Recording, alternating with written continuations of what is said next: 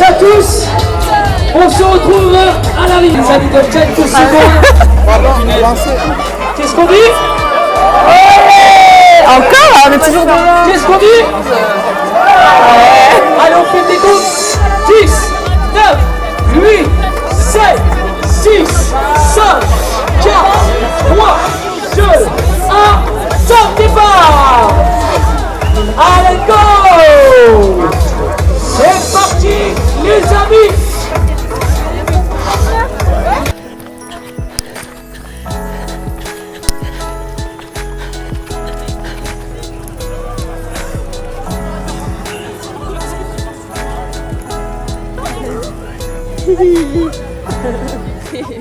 Hello et bienvenue dans ce vlog du mois de décembre 2024. Pour ceux qui ne me connaissent pas, je m'appelle Camille et j'ai créé Lighthouse Studio, mon studio de design graphique début 2024. J'ai créé cette chaîne YouTube un petit peu plus tard pour pouvoir documenter ma vie de freelance et de vous emmener avec moi dans mon quotidien d'entrepreneuse. On est le 4 décembre et je me suis dit quoi de mieux que de commencer le mois de décembre par une vidéo au pied de mon sapin. Bon, c'est peut-être un peu kitsch, mais sachez que le mois prochain, ce sera changement d'ambiance, mais radical.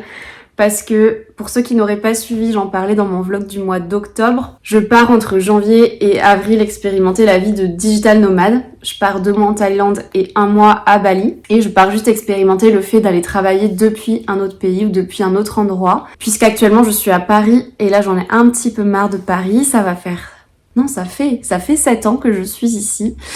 Et j'en ai un petit peu marre, je suis originaire de Bretagne à la base et là je vous avoue que la mer, les grands espaces, la nature, tout ça, ça me manque. Et en plus de ça, l'hiver dernier, il a été assez compliqué d'un point de vue psychologique puisque c'était le premier hiver entier que je passais dans ma vie de freelance. Et le fait d'être seule chez soi, avec les nuits qui tombent très très rapidement le soir, le fait de voir moins de monde parce que forcément notre vie sociable est moins intense l'hiver que l'été, ou du moins pour moi, pour ma part. Donc le fait de me sentir assez seule et d'avoir beaucoup de nuits, ça a été compliqué. Donc cette année, pour y remédier, je me suis dit vas-y, je pars au soleil. Donc j'ai hâte et je documenterai évidemment ma vie depuis là-bas. Donc je vous parlerai de comment je travaille depuis là-bas. Je vous montrerai les endroits que je découvre et tout ça. J'ai vraiment trop hâte. Et là ça approche, c'est dans 1 mois et demi. Donc ça va être incroyable, je le sens. Mais revenons à nos moutons, il y a encore du travail d'ici là. Et il y en aura depuis là-bas aussi, j'espère. Donc mon mois de décembre, il a commencé par une course. J'en parlais dans mon vlog du mois dernier, mais dimanche, j'ai couru le cross du Figaro. C'était un cross de 10 km et je le sentais vraiment pas. Parce que au mois de novembre, je pense que j'ai vu le soleil pendant 2 jours, 3 jours. Bref, j'ai vraiment pas eu trop de motivation pour m'entraîner. Il a plu beaucoup, il a fait froid. C'était trop dur de me motiver. J'ai un peu été courir, mais c'était pas l'entraînement que je souhaitais. Du coup, bon, je le sentais pas du tout. En plus, j'étais un peu malade la semaine d'avant. Mais sachez, à ma plus grande surprise et à ma plus grande fierté, que j'ai battu mon record personnel sur 10 km lors de cette course. Alors que il y avait du dénivelé. Bon, je sens déjà que ceux qui font du trail vont se foutre de moi, mais... Bon, c'était pas un dénivelé incroyable, c'était au parc de Saint-Cloud, mais j'ai pas du tout l'habitude de courir en montée. Donc j'étais fière de moi. Voilà. Et donc je me suis inscrite aux 20 km de Paris en octobre. En dehors de ça, niveau projet client, donc j'ai finalisé l'identité visuelle de l'association de Florence. Ils voulaient une identité visuelle de manière assez rapide puisqu'ils voulaient avoir tous les fichiers pour lancer officiellement leur association. Donc j'ai fini ça ce matin, j'ai exporté tous les fichiers. Ensuite j'ai créé la carte de vœux de l'association du 17 parisien. J'ai également eu un appel découverte avec Fabien qui a lancé son entreprise et qui souhaite faire appel à mes services pour créer son identité visuelle. Donc c'est un projet qu'on va lancer et j'ai trop hâte de travailler là-dessus. Je vous en parlerai quand j'aurai le droit d'en dire plus. Et j'ai également finalisé la création et j'ai envoyé en impression les cartes de remerciement et stickers que je veux envoyer à chacun de mes clients qui m'ont fait confiance cette année pour les remercier parce que je suis toujours hyper touchée quand les gens viennent me voir pour un projet de création graphique et j'adore travailler sur tous leurs projets, tous les secteurs d'activité que j'ai pu découvrir, toutes les personnes que j'ai pu découvrir. Je voulais vraiment les remercier pour ça, donc j'ai hâte de les recevoir. Je vous montrerai ça une fois que je les aurai reçus. Et voilà, je crois, il faut aussi que je prépare mes objectifs de l'année 2025. J'ai fait mon petit post LinkedIn du jour parce que suite au challenge Ramène ta fraise qui consistait à publier un article LinkedIn par jour pendant une semaine, j'ai pris la décision de publier un post par semaine. Peut-être que j'augmenterai la fréquence plus tard, mais pour l'instant ça me va très bien comme ça. Et il faut également cette semaine que je lance un concours Instagram puisqu'on a dépassé les 1000 abonnés. Merci pour ça d'ailleurs, merci si vous me suivez sur Instagram. Si vous ne me suivez pas d'ailleurs, n'hésitez pas à le faire. Et je vais lancer un concours pour gagner une affiche personnalisée. Voilà niveau travail, et là je m'apprête à aller voir le concert d'Emma Peters.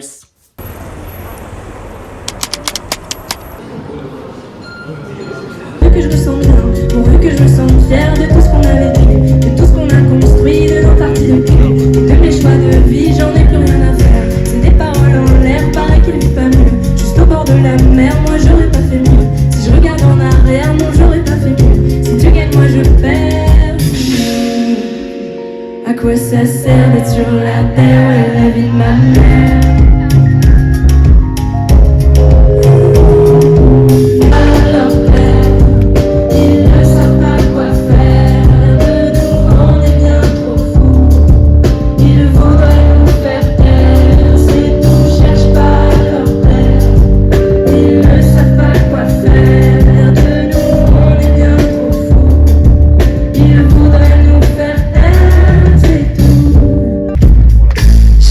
Sentimental, mais y a quelque chose dans ton attitude ce soir. J'ai envie de te prendre en photo, d'en faire un film que personne ne pourra voir. Et alors verrouille ton pied et regarde-moi quand t'es solo. Ce sera pas long pour que ce soit bon. Désolée pour la punition.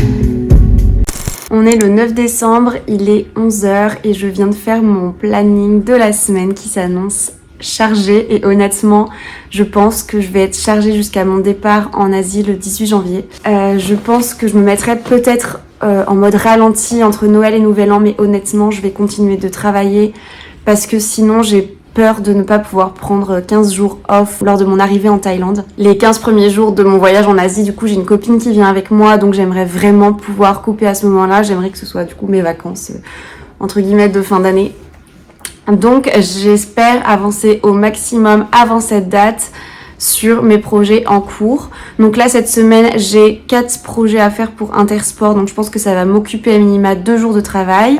J'ai eu la validation d'un devis pour la création de l'identité visuelle de Fabien, donc il est en train de remplir le questionnaire découverte, mais une fois que je le reçois il va falloir que je commence à travailler sur son identité visuelle. Et cet après-midi j'ai un call avec Agathe qui doit me parler d'un gros projet de refonte de 2 identités visuelles, et si jamais on travaille ensemble sur ce projet-là, ça risque de vraiment m'occuper jusque mon départ en Asie et même après d'ailleurs.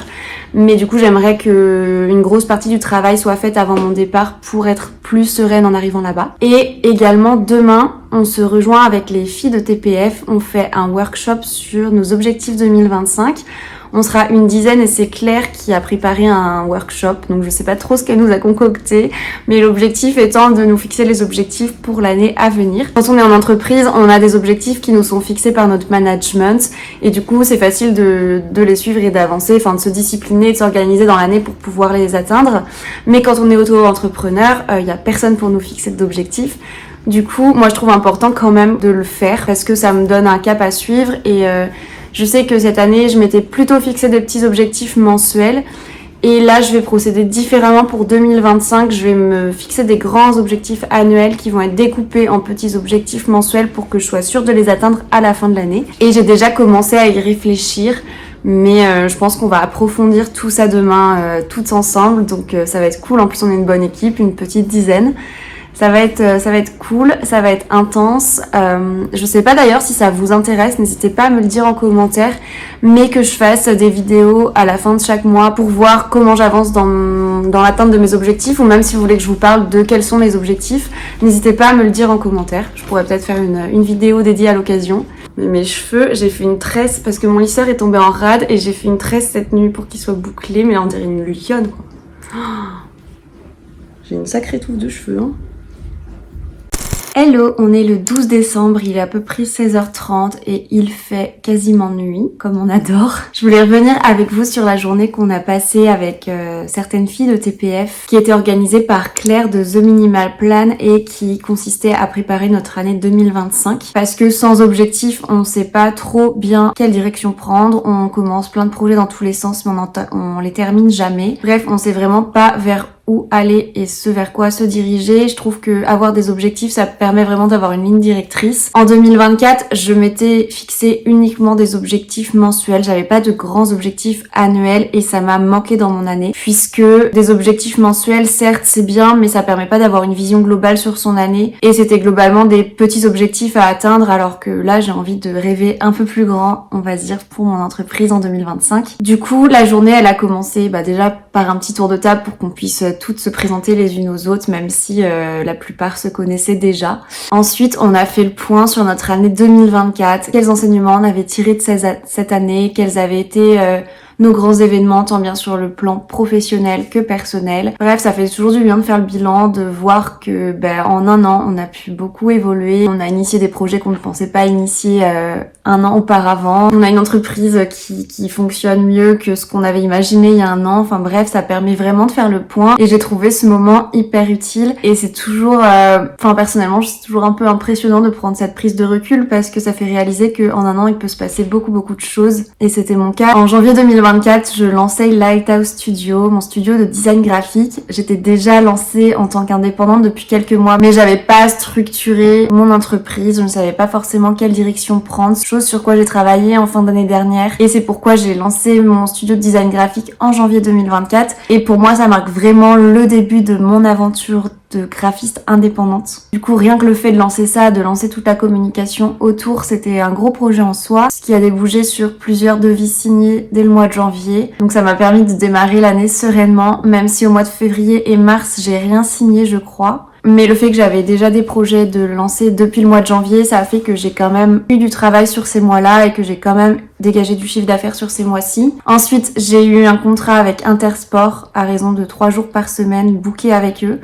Je travaille encore pour eux de temps en temps, même si c'est un petit peu moins régulier maintenant. J'ai pris la décision de partir vivre 3 mois en Asie à compter de janvier 2025. C'est aussi pourquoi Intersport, on travaille de moins en moins ensemble, dans le sens où avec le décalage horaire que j'aurai là-bas, ce sera plus compliqué d'être disponible en réactif sur leur sujet. Donc j'ai pris cette grosse décision qui m'a fait beaucoup réfléchir et qui est venue à une période où moralement c'était un petit peu compliqué. J'ai aussi suivi une formation qui m'a permis d'asseoir davantage mon business, de savoir vraiment quels les éléments sur lesquels travailler pour développer mon entreprise comme je le souhaite. J'ai également dépassé le seuil de la TVA et ça j'en suis très fière. Ça veut dire que mon entreprise grandit, que j'ai pu dégager un bon chiffre d'affaires cette année. Enfin du moins c'est plus que ce que j'espérais, donc j'en suis hyper fière. Et j'ai également pu signer un gros contrat pour le début d'année 2025, ce qui me permet vraiment de démarrer l'année sereinement et en plus c'est un projet trop cool. Je vous en dirai plus par le futur, mais voilà un peu le bilan de mon année 2024. Donc il s'est vraiment passé beaucoup de choses, tant sur le plan personnel que professionnel, et c'est passé trop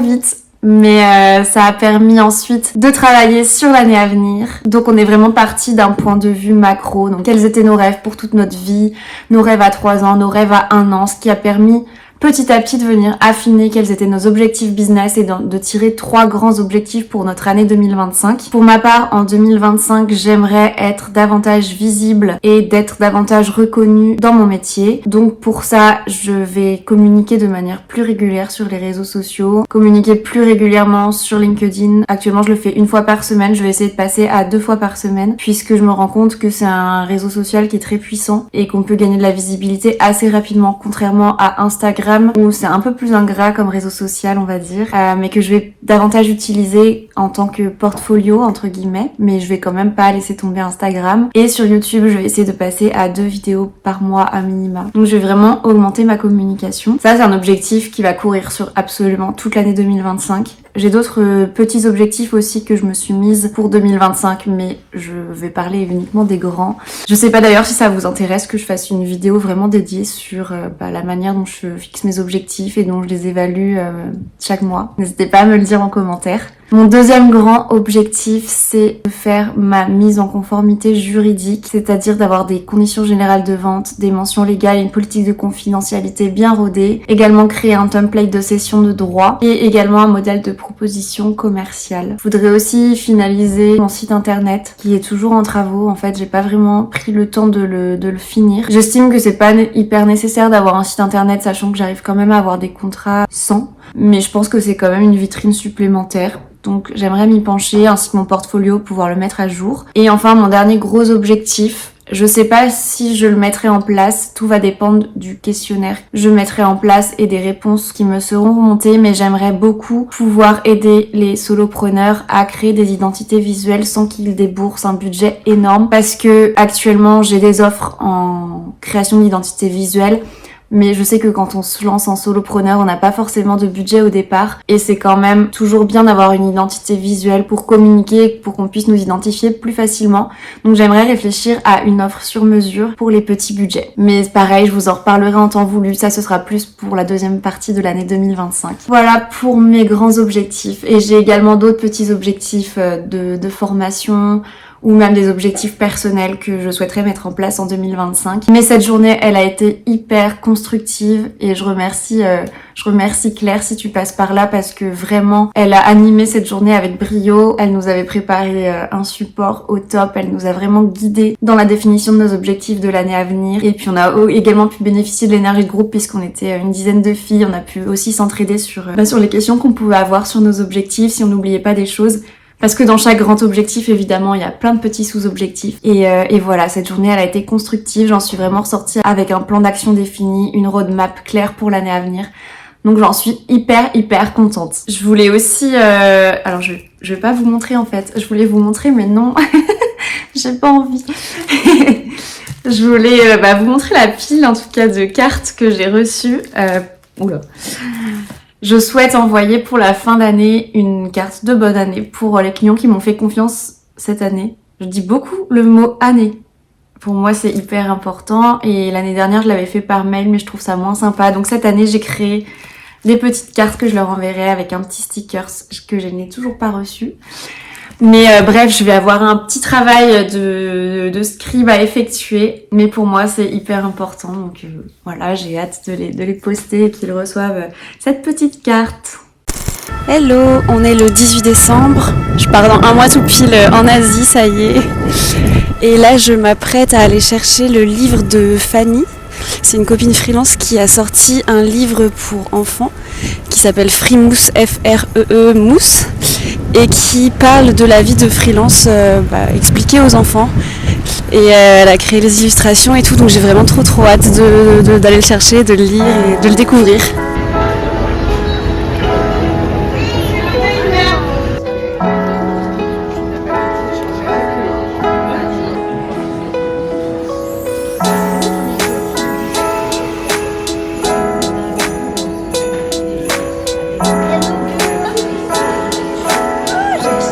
Trop bien.